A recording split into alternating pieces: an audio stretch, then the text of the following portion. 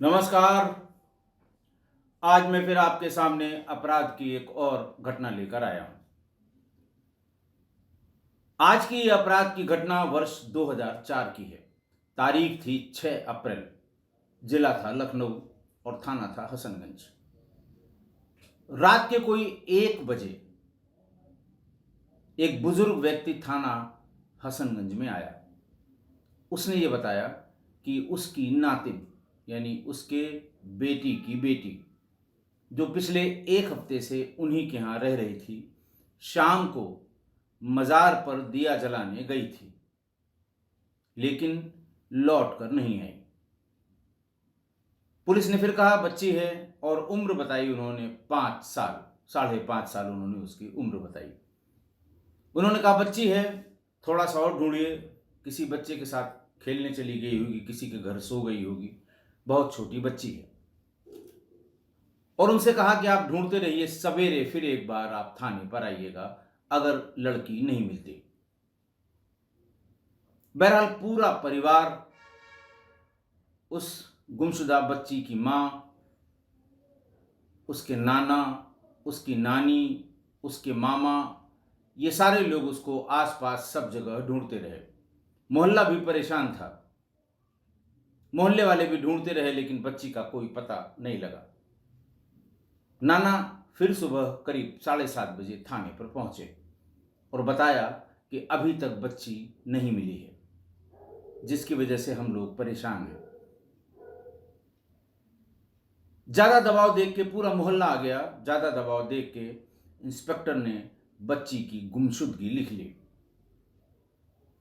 गुमशुदगी लिखने के बाद जो फॉर्मेलिटी इन्वेस्टिगेटिंग ऑफिसर को करनी होती है, वो अपना उसने लिखा, बच्चे के घर के लोगों का बयान लिया, उसकी फ़ोटो अब की बार वो उसके घर से ले आए, और तमाम ये छोटी मोटी फॉर्मेलिटीज़ की हमें डीसीआरबी को बताना है, एचसीआरबी को बताना है, और इसकी सूचना सभी कंट्रोल रूम के माध्यम से सभी थानों को जाएगी। इस तरह की अपनी कार्रवाई में लगे रहे। उसी दिन शाम को उस गुमशुदा बच्ची के मामा करीबन 6:30 बजे अपने गोद में उस बच्ची को लेकर घर पर पहुंचे और ये बताया कि उसी मजार से करीब 150 मीटर दूरी पर, रेलवे लाइन से थोड़ा पहले, एक झाड़ी में ये बच्ची पड़ी हुई थी। उसके हाथ और पैर बंधे हुए थे, हाथ की नस कटी हुई थी, बुरी तरह से बच्ची ब्लीड कर रही थी, उसकी मृत्यु हो चुकी थी। हाहाकार मच गया।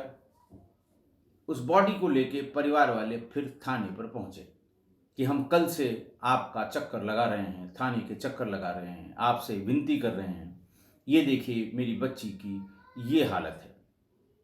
खैर, पुलिस भी सख्ते में आ गई। पुलिस एट फॉल्ट थी, गलती पर थी। पहली सूचना आने के बाद पुलिस ने कोई कार्रवाई नहीं की थी और ये कहा था कि जाकर ढूंढिए। इसलिए फौरन इंस्पेक्टर स्वयं और बाकी लोग मामा को, जो उसकी बॉडी को अपनी गोद में लेकर आए थे, उसको लेकर उस जगह पर गए जहां पर उसने बच्ची को पड़ा होना बताया। बहुत बारीकी से देखा गया, रात में हेडलाइट, सर्च लाइट सब लगा के, वहां कहीं खून के निशान नहीं मिले, जबकि हाथ की जिस नस का कटना बॉडी में दिखाई दे रहा था, बहुत ज़्यादा ब्लीडिंग होनी चाहिए। पैरों को बांध रखा गया था, हाथों को पीछे से किसी फटे टुकड़े से, कपड़े के फटे हुए टुकड़े से बांधा गया था। नागरिकों में रोष हुआ, चक्का जाम हुआ, कानून व्यवस्था की स्थिति खराब होने लगी, वो भी पुलिस के अगेंस्ट, कि पुलिस की कार्रवाई देरी से होने के कारण बच्ची की जान गई। बहरहाल सीनियर अधिकारी पहुंचे, भीड़ को हटाया गया, बच्ची की शव को कब्जे में लिया गया, उसका पंचायतनामा भरा गया और पोस्टमार्टम के लिए भेज दिया गया। सर्किल ऑफिसर हजरतगंज ने, हसनगंज जिनके क्षेत्र में पड़ता था, उन्होंने एक रिक्वेस्ट भी सीएमओ को भेजी कि चूंकि बच्ची है, शरीर पर चोट के निशान हैं, इसलिए पैनल डॉक्टर से इसका पोस्टमार्टम कराया जाए। पोस्टमार्टम किया गया, पोस्टमार्टम की रिपोर्ट भी आ गई। Cause of death asphyxia as a result of strangulation आया, यानी गला दबाकर मारी गई थी वो बच्ची। साथ ही साथ दूसरी जो सबसे बड़ी बात आई, बच्ची के साथ वीभत्स बलात्कार भी हुआ था। स्लाइड्स उसकी तैयार कराई गई और थोड़े दिन बाद उसकी रिपोर्ट आ गई जिसमें ह्यूमन स्पर्म्स की पुष्टि हुई। बच्ची के कपड़े और बाकी दीगर चीज़ें तुरंत एफएसएल को जांच के लिए भेजी गई। पुलिस ने घर वालों से पूछा किस पर शक हो सकता है। घर वाले कुछ भी बता पाने पर में सक्षम नहीं थे कि साहब बच्ची इतनी छोटी है, किस पर शक करके बता दिया जाए। पुलिस ने मामा से अच्छी तरह से पूछताछ की कि तुमको कैसे पता लगा, जब बाकी लोग भी ढूंढ रहे थे, तुम अकेले ही ढूंढने क्यों निकले, और तुमने कहां कहां इस बच्ची को ढूंढने की कोशिश की, अचानक तुम झाड़ी में कैसे घुस गए, और कैसे ये बच्ची तुमको वहां पर हाथ पैर बंधी हुई मिली। इसका कोई संतोषजनक उत्तर मामा नहीं बता पाए। देखिए, मैं नाम किसी का नहीं ले रहा हूं, क्योंकि इस केस का जजमेंट अभी 16 मार्च को आया है, जिसमें इस बात का उल्लेख है कि पीड़िता और उसके परिवारजनों को या उसके परिजनों की आइडेंटिटी को डिस्क्लोज न किया जाए। मामा से जब पूछताछ हुई, कड़ाई से पूछताछ हुई, विशिष्ट श्रेणी की पूछताछ हुई, मामा ने सब बता दिया। मामा ने बताया कि हफ्ते भर पहले उसकी बहन और ये छोटी बच्ची, जिसकी घटना के दिन उम्र 5 वर्ष 9 महीने और 25 दिन थी, वो भी उसके साथ आई थी, और सुबह शाम उसी के साथ खाना खाना और उसी के साथ सोना। मामा की उम्र करीब 21 साल थी और भांजी के साथ सोते समय या लगभग पिछले 3-4 दिनों से सोते सोते उसकी नीयत खराब हो गई, और ऐसी खराब हुई कि उसे ये समझ में नहीं आया कि मेरी सगी बहन की बेटी है, मेरी सगी भांजी है, मेरे यहाँ आई है, यानी अपने ननिहाल आई है। शाम को किसी मजार पे दिया दिखाने की बात हुई थी, तो मामा से ये कहा गया कि तुम जाकर मजार पर दिया दिखाओ। बच्ची चूंकि उसी के साथ रहती थी, बच्ची ने जिद की कि हम भी चलेंगे। ये दोनों मजार पर दिया दिखाने गए। उसके बाद धीरे धीरे वो इधर उधर घूमते रहे। जब शाम हो गई तो बच्ची को आइसक्रीम खिलाने के बहाने वहाँ से कैंट की तरफ ले गया, जहाँ कैंट के कैंटोनमेंट एरिया के काफ़ी घने जंगल भी हैं। वहीं उसने बच्ची के साथ दुराचार किया। उसके मुंह में उसकी फ्रॉक भर दी, अपने रुमाल से उसका मुंह बंद कर दिया, और लगभग 1.5 घंटे तक उस बच्ची के साथ दुराचार किया। बच्ची क्या, अपनी सगी भांजी के साथ। जब उसका भूत उतर गया, जब वो कामांध व्यक्ति, जब उसका दिमाग शांत हुआ, तो उसने ये पाया कि बच्ची मर गई है। लेकिन इंश्योर करने के लिए कि वाकई मर गई है, उसने पास के एक जो बार्ड फेंसिंग होती है उसमें से एक तार निकाला, तार पर अपने रुमाल को लपेटा ताकि गर्दन कटे नहीं, लोग जान न पाएं कि कटा है, और फिर उसे से धीरे धीरे कसकर उसका गला, और इंश्योर कर लिया कि वो मर गई। मामा ने अपने बयान में बताया कि तब तक उसका ध्यान इस पर गया कि बच्ची के प्राइवेट पार्ट्स पे बहुत तेज ब्लीडिंग हो रही है। प्राइमा फेसी कोई उसको देख ना पाए या तुरंत जज न कर पाए, उसने उसके दोनों पैर और हाथ बांध दिए। और उसी नुकीले कटीले तार से जो उसने खोल कर निकाला था उसके गर्दन को कसने के लिए, उसी से दोनों नसें हाथ की काट दी। फिर उसके बाद उसका हाथ रुमाल के दूसरे टुकड़े से भी बांध दिया। एक अमेरिकन बबूल के पेड़ के नीचे उसको रखकर उस पर पत्तियां, जो वहां आसपास पत्तियां, पतझड़ का मौसम था, मार्च का, अप्रैल का, तो उसकी पत्तियां उसके ऊपर डाल दी। जब देखा कि पुलिस थाने तक बात पहुंच गई है और पुलिस पूछताछ करने घर पे आई थी और सबसे पूछताछ की है, तो उसका दिमाग थोड़ा सनका। उसने सोचा कि इसके पहले कि पुलिस बरामद करे और फिर हमसे पूछताछ करे, हम खुद ही इसको लेकर चले जाते हैं। क्रिमिनल का दिमाग, क्राइम करने वाले का दिमाग 2 कदम आगे की तरफ ही बढ़ता है। उसने तेजी दिखाते हुए फौरन उस बच्ची को गोद में लिया और रोते धोते अपने घर पहुंच गया। किसी को भी शक नहीं हुआ। लेकिन पुलिस ने जब मौका-ए वारदात, जहां उसने बताया था कि मुझे बच्ची यहां मिली है, दरअसल जिस जगह उसने उसके साथ दुष्कर्म किया था या मारा था, बच्ची को वहां से उसने पाना या वहां से उसे बरामद होना इसलिए नहीं बताया कि वहां पर तमाम ब्लीडिंग, तमाम ब्लड के निशान थे। उसने उस घटनास्थल से करीब 500 मीटर पीछे रेलवे लाइन के किनारे की जगह बताई। पुलिस ने बड़ी कोशिश की, उसे कहीं ब्लड के निशान, उससे हाथ पैर मारने के निशान, कुछ संघर्ष के निशान उसे कहीं नहीं मिले। तभी से पुलिस को शक हो गया था और फाइनली पुलिस का ये शक सही साबित हुआ।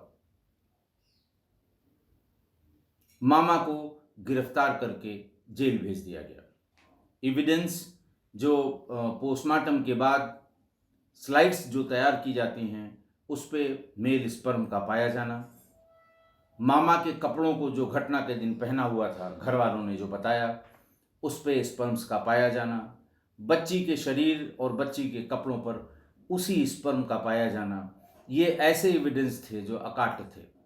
ट्रायल शुरू हुआ और ट्रायल में पॉक्सो के विशेष न्यायाधीश नाबालिग बच्चों के साथ हुए दुराचार में पॉक्सो की धाराएं लगाई जाती हैं और हर जिले में पॉक्सो की सुप्रीम कोर्ट के आदेश पर निर्भया कांड के बाद देश के प्रत्येक जिले में इस तरह से नाबालिग बच्चों के साथ बलात्कार या दुराचार के मामलों की सुनवाई के लिए अलग से पॉक्सो कोर्ट बनाई गई है।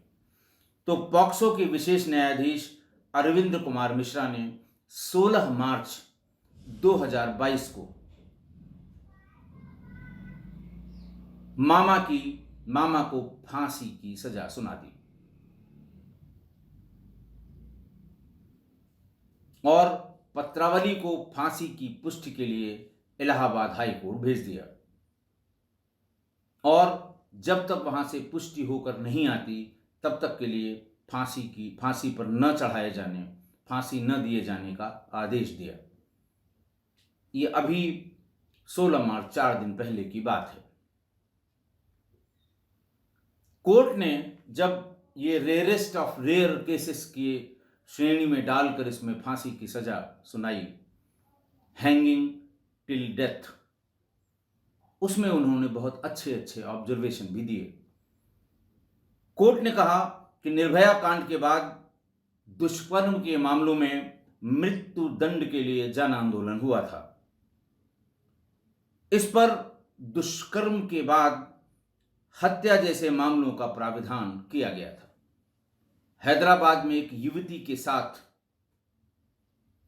जिन लोगों ने हैवानियत की थी, पुलिस ने पकड़ा और जब उन्होंने भागने की कोशिश की तो सभी 5 बलात्कारियों को पुलिस ने एक एनकाउंटर में मार गिराया था। और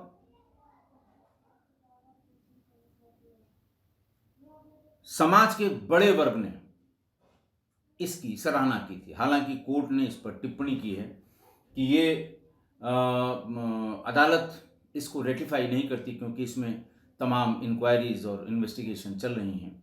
लेकिन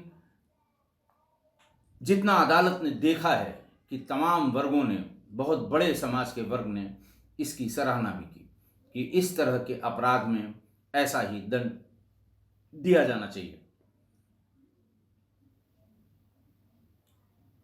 पॉक्सो के एडिशनल डिस्ट्रिक्ट जज अरविंद कुमार मिश्रा अपनी फैसला सुनाते समय ये ऑब्जर्व और करते हैं कि आप ये सोचिए कि जिस बच्ची की उम्र घटना वाले दिन 5 वर्ष 9 माह और 25 दिन थी, उसके साथ विभत्स बलात्कार और उसके बाद उसकी की गई हत्या, ये रेयरेस्ट ऑफ रेयर क्राइम की श्रेणी में आता है।